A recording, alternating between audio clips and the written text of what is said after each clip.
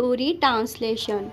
Once upon a time, there was a man who was very sad and troubled, silently walking along the road late at night. Tears were flowing from his eyes, and his face looked as if he had been crying for a long time. एक बार की बात है, एक आदमी बहुत दुखी और परेशान था। देर रात चुपचाप सड़क पर घर जा रहा था। उसकी आंखों से आंसू बह रहे थे और उसका चेहरा ऐसा लग रहा था जैसे वो बहुत देर से रो रहा था। He walked like this for quite a while. Then he went and sat under a tree by the roadside, contemplating what had been happening in his life recently. वह काफ़ी देर तक ऐसे ही चलता रहा, फिर सड़क के किनारे एक पेड़ के नीचे जाकर बैठ गया और विचार करने लगा कि हाल ही में उसके जीवन में क्या हो रहा था। As it turned out, he was returning from the hospital in his family of 5 members. He was the only one left alive. This night had proven to be the worst for him. जैसे कि पता चला वह अस्पताल से लौट रहा था, उसके 5 सदस्य वाले परिवार में वो अकेले जीवित बचे थे। ये रात उसके लिए सबसे बुरी साबित हुई थी।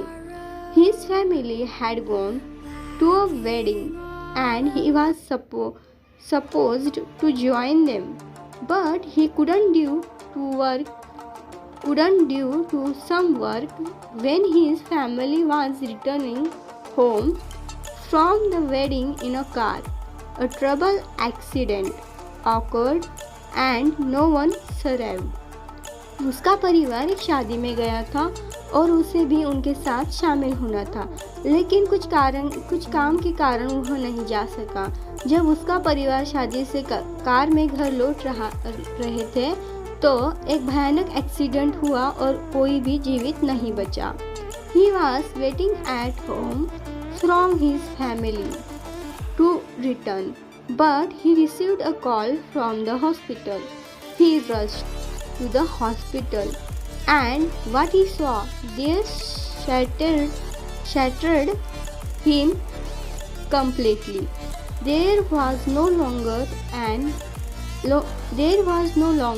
any purpose left for him to live. वह घर पर अपने परिवार के लौटने का इंतज़ार कर रहे थे, लेकिन उसे अस्पताल से फ़ोन आया। वह अस्पताल पहुंचा और वहां उसने जो देखा उसे वह पूरी तरह से टूट गया। अब उसके जीवन का कोई मकसद नहीं बचा था।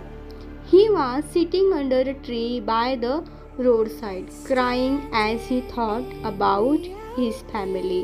While